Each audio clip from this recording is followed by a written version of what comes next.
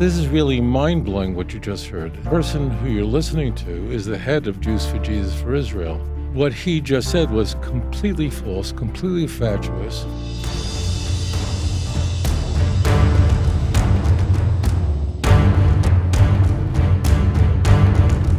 Oh, tell us about what's going on with the Jews for Jesus. Oh, yeah, this is very interesting. So just a little background here. As it turns out, the earliest books in the Christian Bible, when I say early, I don't mean as they appear in a Christian Bible, because the Christian Bible opens with the Gospels, Matthew, Mark, Luke, and John. As it turns out, the Gospels chronologically were last to be written with the possible exception of the book of Revelation. So chronologically, if you were to read the New Testament in the order in which it was written, the letters of Paul would appear first. And that's germane because, as you would expect, the idea that Jesus was conceived to a virgin miraculously does not appear in the earlier writings of the Christian Bible. Paul knows nothing about a supernatural conception of Jesus, and neither does the earliest gospel, the book of Mark. We're introduced to Jesus in the book of Mark as an adult following the incipit. We have the baptism, and then Jesus going around healing everybody. As far as the author of what's called the second gospel, the book of Mark, but really chronologically, Mark was written at least a decade before Matthew and Luke. There is nothing unusual about Jesus' conception or birth. Okay, this is going to be very important. The idea that Jesus was conceived miraculously is first found in Matthew and Luke, and it stops there. So only of the 27 books in the Christian Bible, only Matthew and Luke claim that Jesus was conceived supernaturally to Mary and the birth took place in Bethlehem.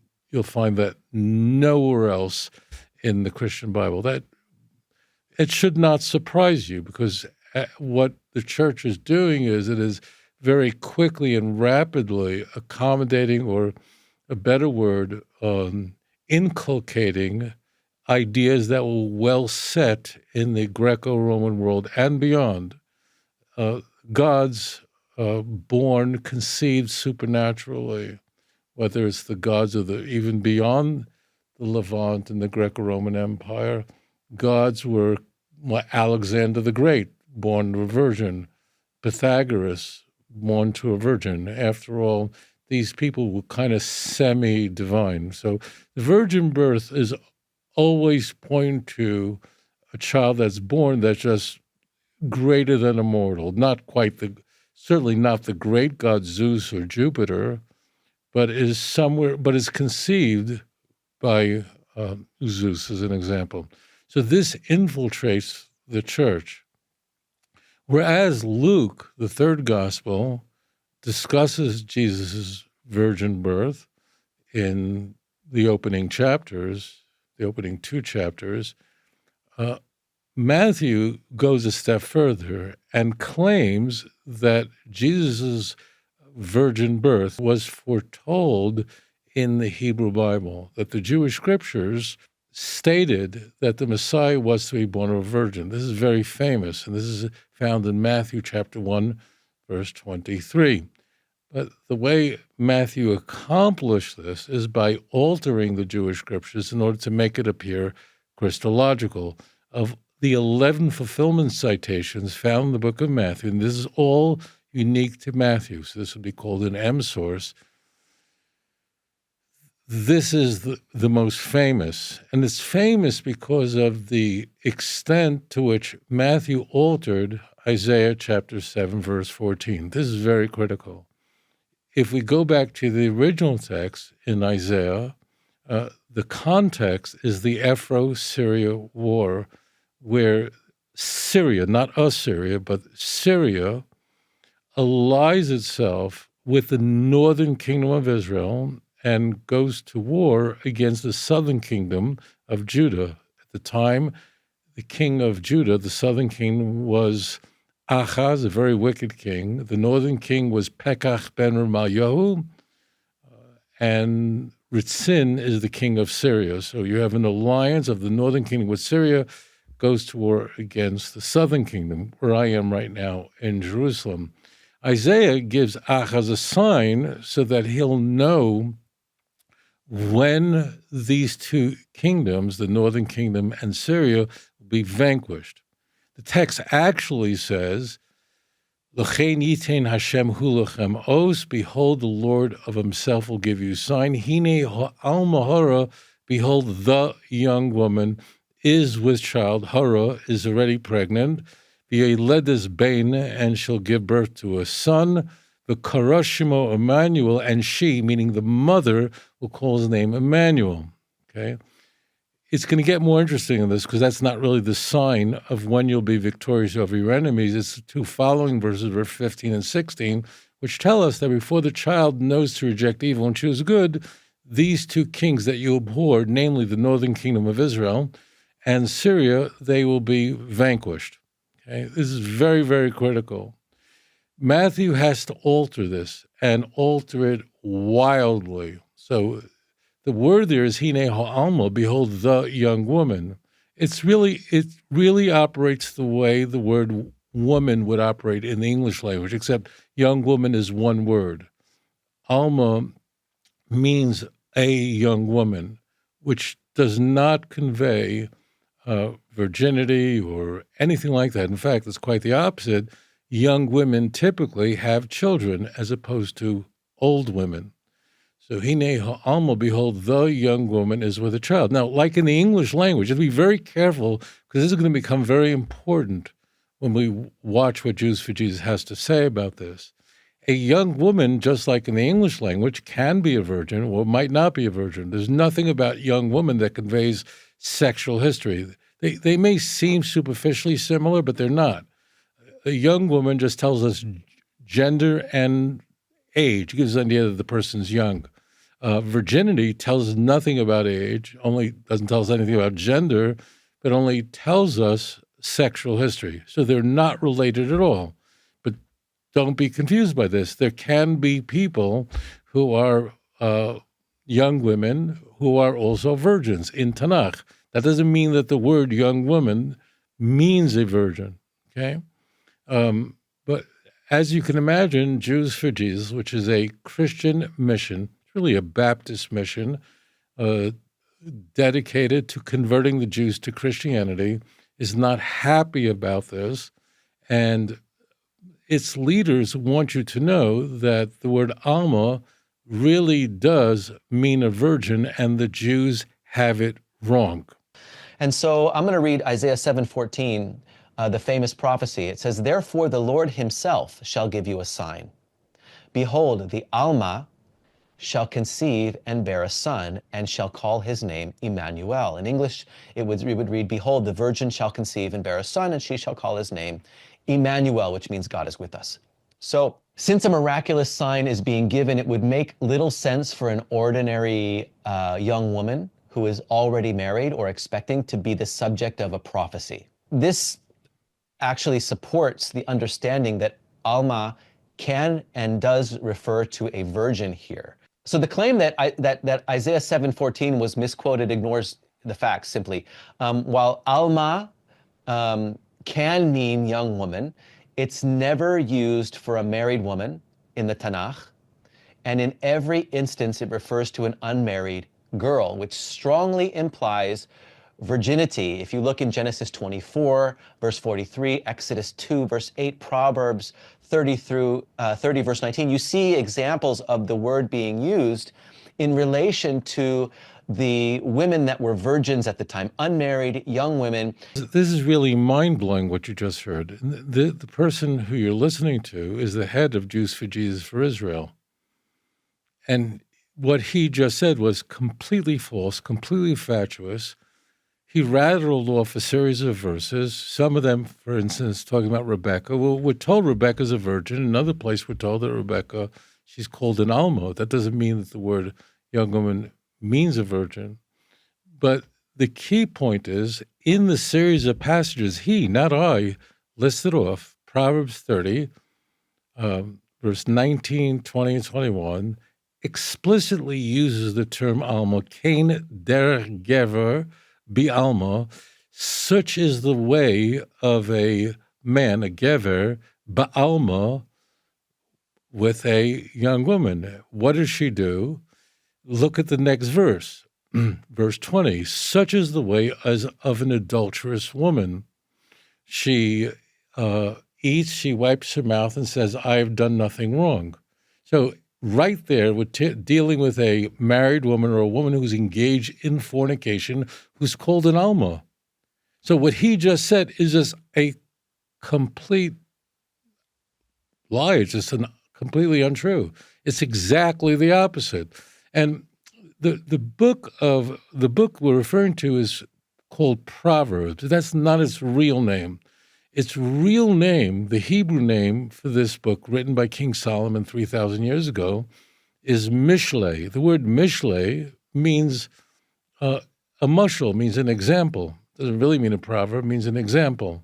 A mashal means a parable. So what the text is saying is the way that an eagle moves through the sky. So when an eagle flies through the sky, after it has flown past you, if you look at the sky, there's no way to tell that a bird has ever flown there. When a snake slithers over a rock, it doesn't leave any trace. After the serpent passes over a rock, if you look at the stone, there's no way to tell that a serpent has ever been there. Conversely, if a serpent slithers through sand, it would leave a trail. The way of a ship in the sea. So this is, again, verse 19. So this is very important to note precisely what King Solomon is saying here. So when a ship moves through the water, and of course there's a wake immediately behind it, but then the water comes together, settles down, and if you look at the water after the ship's passed through, there's no way to tell that a ship ever passed through there. And then King Solomon writes, Kain derech gever bi Alma, so is the way of a man bi Alma in a young woman. What does that mean? Because she's a married woman, she's an adulterous woman. You could use any translation. An adulterous woman is not a virgin. And because she's not a virgin, when she commits zunus, when she commits fornication, which she commits adultery, after that, all she has to do is literally take a bath, shower herself off, and say, I have done nothing wrong. It's exactly what the text says. Because she wasn't a virgin, so therefore there's no way to look at her, there's no way to examine her and to tell that she's engaged in fornication. If she were a virgin, it actually would leave a physical trace. So the whole point of Proverbs 30, which the head of Jews for Jesus just listed, is just the opposite of what he said. And by the way, there are many other examples of this. King David is called an Elam in 1 Samuel chapter 17, which is the masculine of Alma. Was David also a virgin? Hiksarta Yimei Alu Mosav, King David says in the book of Psalm, which means you have shortened the days of my youth. It didn't mean you've shortened days of my virginity. King David wasn't. I mean, this is so preposterous. There is only one word in both biblical Hebrew and modern Hebrew which conveys certain virginity, and that is the word basula. That means a virgin, that's all. In Tanakh, you very often will find that this is a woman who's a basula. She didn't know a man.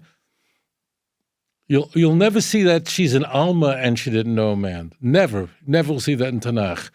Means together, but very like with Rebecca, it says that she was a virgin and she didn't know a man. It's interesting. There are some times where the word virgin is used where it doesn't say and she didn't know a man, doesn't have that, and so saying she's a virgin and didn't know a man is is saying that she's completely pure. She never touched a guy. She never did anything with a man. For example, when virgins are brought before Achashverosh in the book of Esther, so we're told that virgins are brought before Achashverosh, but it doesn't say they didn't know a man. I mean, they may have done something, but they just didn't lose their virginity. So this is so striking. One other point that you probably missed, and that is that he said, the head of Jews for Jesus said, that the sign is the conception of the child. That's completely incorrect, as I mentioned a moment ago. The sign is not the conception of the child. The sign, rather, is the maturity of the child. I beg you, please read this passage in context. I've shared with you numerous times. I've kind of warned you that if you read a passage out of context, you're going to get in trouble. Read Isaiah 1:7, verse 1 through 13. You know the context. It's an immediate crisis facing the southern kingdom of Judah. Read the passages that follow Isaiah 7:14.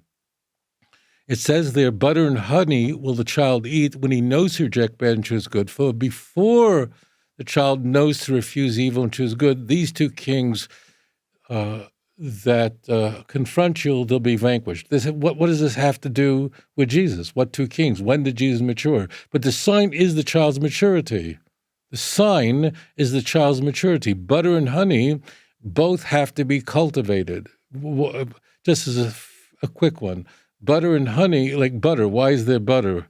Well, butter tastes good, but that's not why people came up with butter. Butter is a way of taking milk and churning it so that it stays for a long time without refrigeration. That's required. When you're under siege, you're not dealing with butter and you're not cultivating honey. So it's very important that the sign, because this is a sub-argument. The sub-argument is, what is the sign if it's not a virgin conception? If it's a woman who's not a virgin, who's just a married woman, gets pregnant, that's what's the sign? The sign could only be if it was a supernatural conception. This is complete nonsense. The sign is not the conception of the child.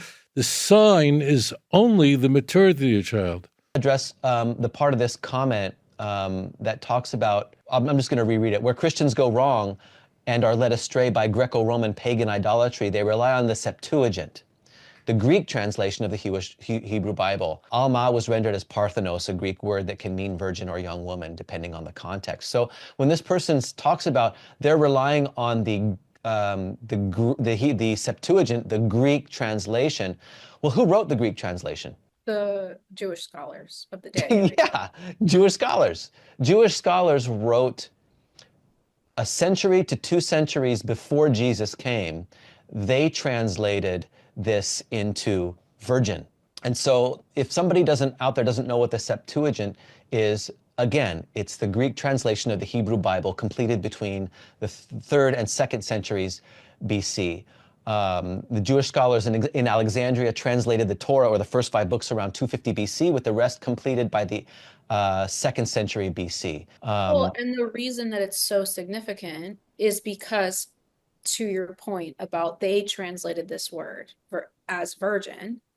This is further sleight of hand. Be aware that Christians will argue invariably that if you look at the Septuagint, which they claim is a Greek translation of the Bible done by Jews, you heard it said there, you will see that in Isaiah 7:14, the translators who rendered Tanakh into the Greek language translated the word Alma as a Parthenos, which can be a virgin. It doesn't necessarily mean a virgin. And Genesis 34, Dinah is called a Parthenos. She wasn't a virgin. She'd already been raped.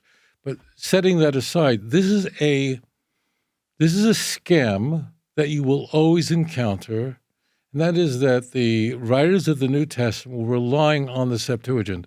Moreover, you're going to hear this also in college and universities. People just say this and regurgitate this, and it's really nonsensical. As it turns out, the Septuagint, the original Septuagint, was translated by, as the name would imply, 70 or 72 learned men. We have a lot of sources for this, into the Greek language in about 256 BCE for the Alexandrian library. That translation was only of the 5 books of Moses, which means it did not include Isaiah. So just be prepared for this. Paul was relying on the Septuagint. Matthew was relying on the Septuagint. This idea, by the way, is baffling because we are told that the Christian Bible is the Word of God. It was divinely inspired, that the Holy Spirit whispered into Matthew's ear, as the Rembrandt painting conveys. Well, did the Holy Spirit forget the Hebrew language? Why would you appeal to a Greek translation? But as it turns out, what you heard here is not correct.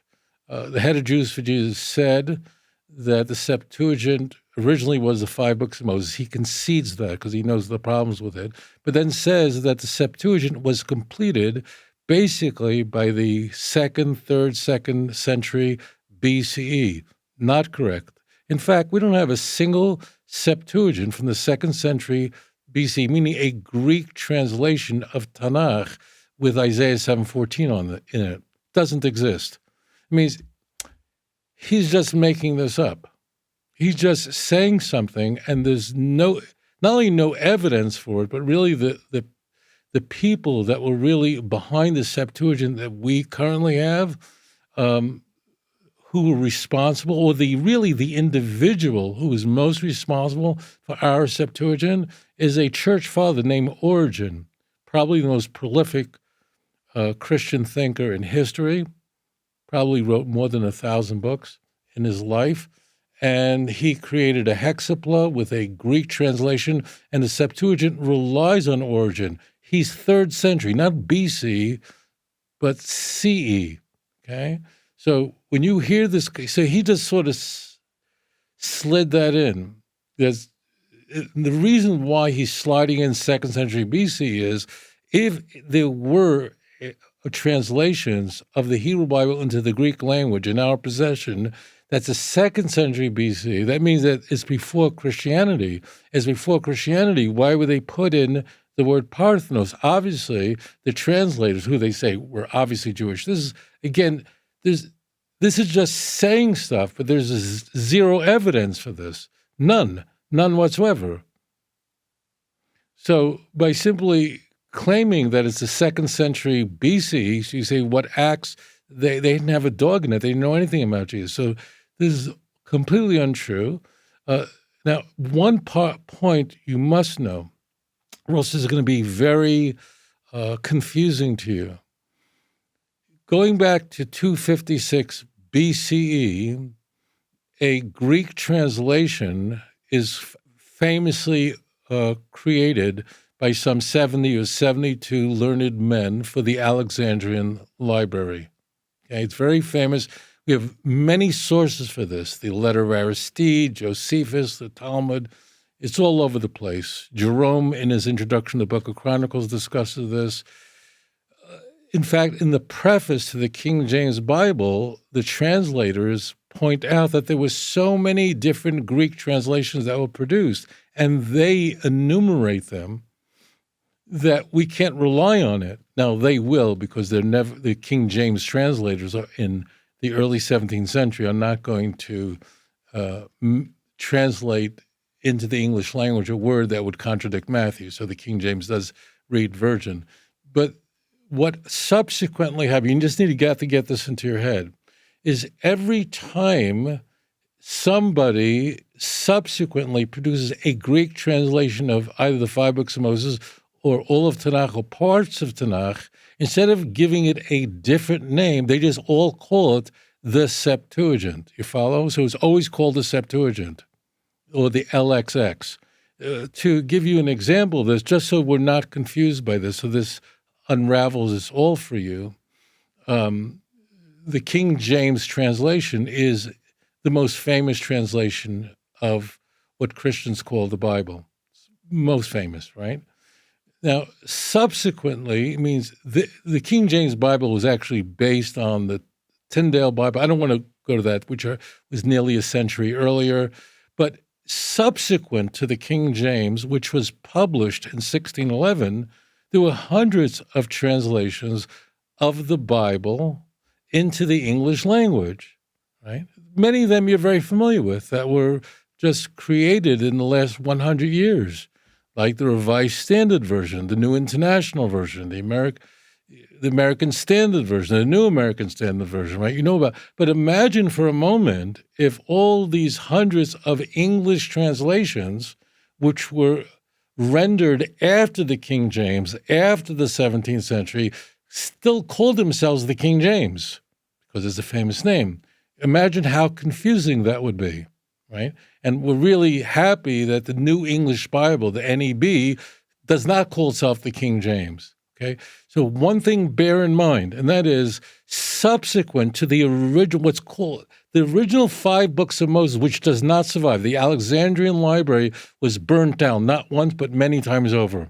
So nothing is extant except some quotes in the Talmud and Tractate Megillah.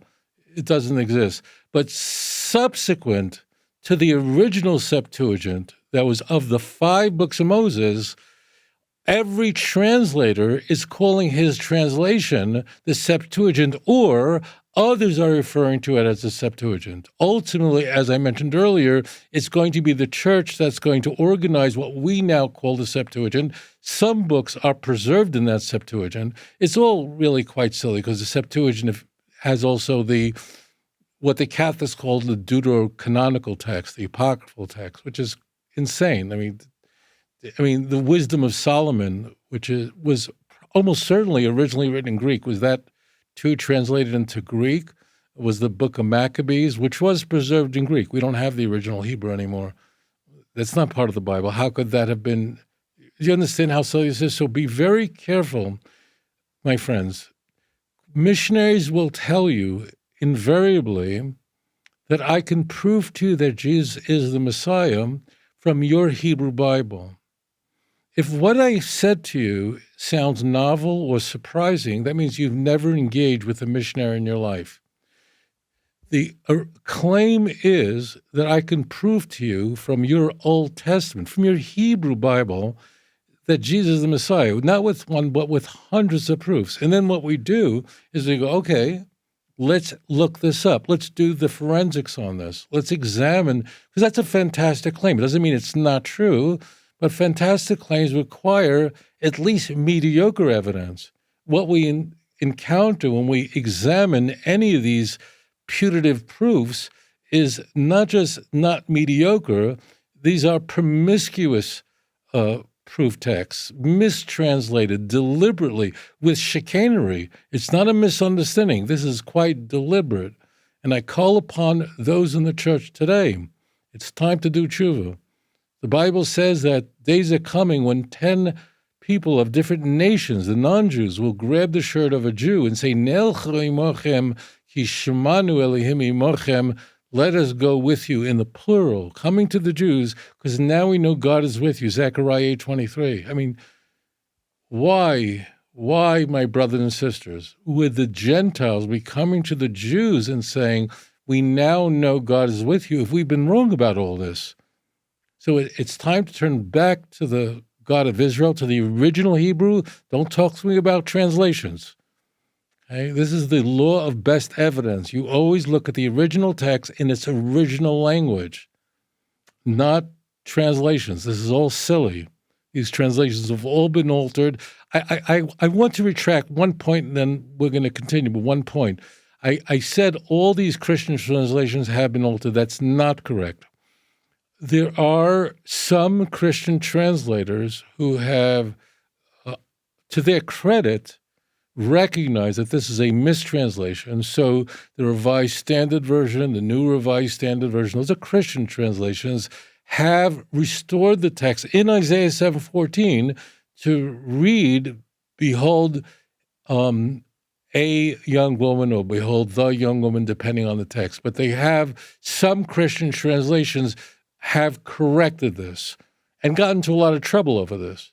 When the Revised Standard Version came out, there was like a hurricane. It was like an explosion went off in the church because they're revealing that, in fact, Matthew, the author of the first gospel, actually altered the original text in order to make it appear Christological. Always go back to the original. Shalom. If you enjoyed this program, please like and subscribe. אדון עולם אשר מלך בטרם כל יציר נברא לעת נעשה בחפצו כל